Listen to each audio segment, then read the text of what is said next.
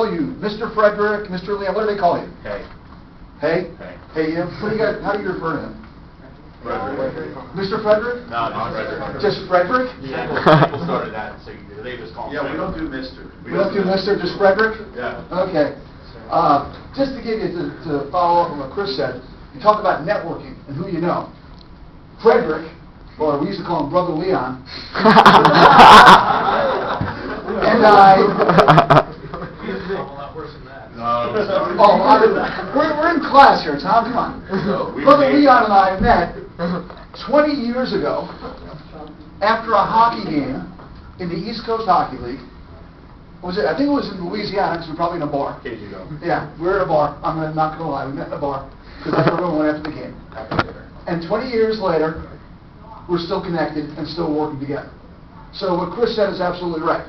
Network. Do not lose touch with anybody you know, because you never can tell when you're going to cross paths again, when they may be able to do something for you, you may be able to do something for them. And the thing now with social media, there's no reason to lose contact with anybody who you met, you like, you know, is in a business you're interested in. Use that to your advantage. I will, no offense, tell you one thing about broadcasting. Do not get a degree in broadcasting. Yes, I said it. Do not get a degree in broadcasting. Do not get a radio TV degree. It's a waste of time. People look at me like I'm crazy. And I'll tell you why it's a waste of time.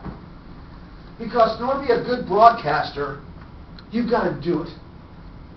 But the one thing that is inevitable in our business is change. To it. Leon, show the picture. Which one? The one with the hair. A big hair? Yep. You mean that one? Whoa. That was me in 1986. Got the striped, the cool looking striped shirt, a knit tie, and that was actually my hair. Still is. Still is my hair, but not that big and not that fluffy. Things change. Back then, when I was working at Channel 8 in 1987, people got their sports information or their news primarily from what? Anyone? Your parents used to read it? Newspapers, that's right. Cowboys played on Sunday, and the biggest sales day for the Dallas Morning News at that time was Sunday, because that was the day all the big newspapers and the comics and all the ads. The next biggest day was Monday, because everyone wanted to read about the Dallas Cowboys, how the Cowboys do. They wanted to get reaction. Newspaper. You know what newspaper didn't see coming? Television. Newspaper thought, well, people are always going to want to read and get insightful information from newspapers. Well, around the same time, Channel 8 got a satellite truck. And we were the first ones to go live. You know, everyone goes live from Cowboys training camp now. You turn on the news at 10 o'clock and everyone's live talking to somebody. The Cowboys used to have training camp in California. We were the first station to go live. And it just so happened to be the year that Herschel Walker, I don't know if you remember him, signed with the Cowboys. Well, you can imagine what the ratings were at 10:30 when we have Herschel Walker live after signing a Cowboy contract. So people figured out, you know what? Why should we let them wait until the next morning to read newspapers when we can give it to them now? And ratings went through the roof, and people in our sales department said, you know what? Why don't we do 20 minutes a night? Because we can make money off this. So newspaper was then supplanted by TV. CNN, 24-hour news. When it first went on, people were like, who's going to watch 24 hours worth of news? Well, the minute something happens, what do people do? Big news. They turn on the TV. However, as time goes on, what did television not see coming?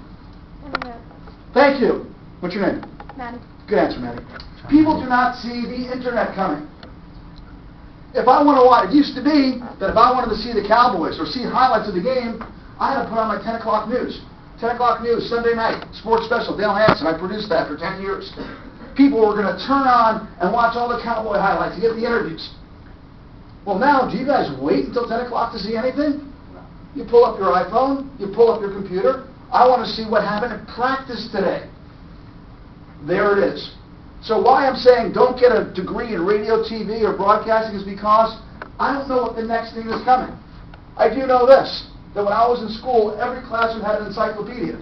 You guys have heard of that? Your parents may have used it at one point in time. How many of you ever use an encyclopedia? The old guys in the back. Sorry for the old guys in the back. You use an encyclopedia? Once. How old are you? Once in 18 years, this man is using an encyclopedia. So that's what I'm saying. I'm not saying don't get into broadcasting. I'm not saying don't get into radio TV. What I'm saying is get a degree that if the next wave happens, people don't look at you and say, oh, you do TV. We don't do TV anymore. We do 3D holograms, which was probably coming. That's probably the next big thing. 3D holograms of football games in your living room. Technology is always evolving. This business is always evolving. So get a degree. I love the history degree. That's a good one. Have a degree so you can put it on your resume and say, yes, I did the work. I got my 4 years of college, or in some cases 7 years of college. What? But have that to put on your resume. I got my degree. But if you want to be a broadcaster, the only way to do it is to get out and broadcast. Get out. You have so many options that we didn't have. You want to do a podcast? Do a podcast. If you find something you like, something you're interested in, and do a podcast. Week after week, you'll get better and better. You can take your podcast, give it to a local radio station, and say, look, I have experience of being an announcer. Hire me. The biggest thing is repetition and doing what it is that you love. Nobody steps up and becomes, Chuck, the voice of the Dallas Mavericks. No one becomes Dale Hansen. No one gets to work for the Dallas Stars for 5 years getting paid to watch hockey unless you have a background in it, unless you've done the work. Brother Leon or Frederick can attest that all those years of riding, minor leagues, you ride the bus. It's not, you don't get on a chartered plane where they give you the meals and you watch a movie. You ride a bus. Sometimes, longest bus trip I was ever on was 22 hours. Oh my God. Where'd you go? Was it Ohio to Florida? No, Louisiana to Raleigh, then we hit an ice storm and traffic at 2 miles an hour. We left at 9 in the morning, got to North Carolina at 8 a.m. the next day. These are long hours, but I put them in. One, I love doing it. Two, they let me skate with the team, so I got really good at hockey, which was important to me. You hung out with Doug Shedden. Hung out with Doug Shedden, which was not good for my liver. And I had a radio show, a TV show, and I broadcast every game on TV and radio for 4 years. What he won't tell you is in Louisiana minor league, they set the minor league attendance record up until, I think, a couple of years ago. Still is.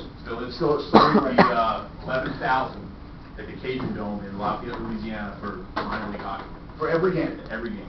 So you learn how to market. But the reason I know all this stuff is because I went out and did it. You went out and you do it. Now, moving forward, if you want to get into this business, if you want to be somebody in this business, do it. Go, there's radio stations around town. What Chris said is right. Get internships. And when I first started, back at Channel 8, I started as an intern. I was an intern in 1983. And the girl who was editing videotape on the weekends quit because it was killing her social life. I kid you not. She was at Channel 8, a female who wanted to be a sports reporter. That's not her. That's Andrea Joyce, who's worked 6 Olympics. That's us, $1,000. She quit because it was killing her social life. I went in and asked George Reba, who just retired, George, I know how to edit tape. I've been here for 3 months. Can I have the job? And because I was already in the door, I was there. They said, okay, we'll give you a trial. That trial lasted 13 years till I have to go do hockey. So get your foot in the door. People will hire you more if you're already there than they have to go searching for you. That's the connections. Get in the door. Show them what you can do. I worked 24 hours a weekend, Saturday and Sunday. And then they let me come in on the weeks, during the weeks to do stuff. And as ironic as this sounds, and as ridiculous as this sounds, one of the ways I got to learn how to report, we'll get to that in a second, Leon. I got to report was, back then, nobody wanted to cover the Dallas Mavericks. They had only been in town a couple of years. They were the new expansion team. Everybody wanted to cover the Cowboys. Well, they decided, it wouldn't be bad because at the time the Mavericks had some good players coming up. I don't know if you heard, this is a long time ago. They had Mark McGuire, Rolando Blackman, Derek Harper. They had some real good players. So they decided, well, we want to start getting interviews after the game. Well, none of the guys who were full-time wanted to stay until 11 o'clock at night getting interviews and editing them. I was like, you're going to pay me to watch basketball and ask questions? Where do I sign up? And again, because I was there, they gave it to me. Then it was like, well, as long as I'm doing these interviews, why not start putting together stories? Work on voicing over and writing and doing that kind of thing. But eventually they decided, hey, these aren't so bad, let's put them on the air. So it's a progression. Nothing is going to come to you immediately. Crawl, walk, run. But if you're in position to do that, use it. Use your opportunity. Use what you have here. We didn't have computers when I was in school. We had to go to the library and look stuff up. You guys can learn in 0.5 seconds. Leon rode the bus for what? How many years, Leon? A few. He wound up working for the Dallas Stars, getting a Stanley Cup ring. Everything's a progression. But you got to work at it, you've got to love what you do, and you've got to be willing to sacrifice time and energy to get to where you want to go. I spent 14 years riding the bus in minor leagues. I'll tell you how I got my first job in the minor leagues. The Dallas Freeze came to town. They were a Central Hockey League team way back when, early 90s. I wanted to be a hockey announcer. I'd always wanted. Played it growing up, and obviously being in Texas, there wasn't much opportunity to be a hockey announcer back then. The Stars hadn't come to town. I digress again. When I first came down here, I wanted to play hockey. There was one men's league in town. We played at Prestonwood Mall, because that was the only ice rink in the DFW city limits. Prestonwood Mall. We'd show up at 2 in the morning, they'd put nets up so we wouldn't shoot pucks into the department stores, and that's where we played. Now, your mom is on the board of directors for the Frisco Ice Hockey Association. My son just finished his first year playing high school hockey. Talk about progression. From Prestonwood Mall to thousands of kids playing in the area, an NHL team. Again, progression. Crawl, walk, run. And if you want, sprint. But getting back to it, I want to be a hockey announcer. So the Dallas Freeze came to town, and they had no idea, no desire to really put their games on the radio. So I bartered the deal. I bought the rights to their broadcast for $1. I bought it for $1 because they had no use for it. I then went out and bought airtime on a local radio station to do 60 games a year. How was I going to pay for the airtime?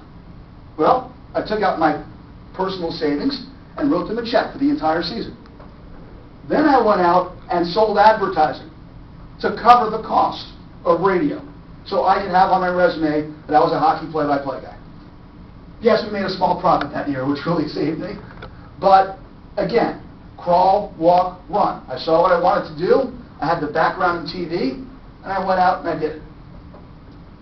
Spent 14 years at Channel 8, decided, you know what, I really, really, really like hockey, so I'm going to leave a top 10 market and go chase my dream, which was to be a play-by-play announcer at Sunday work in the NHL. That's where I met Leon. I like to say he changed my life, but no.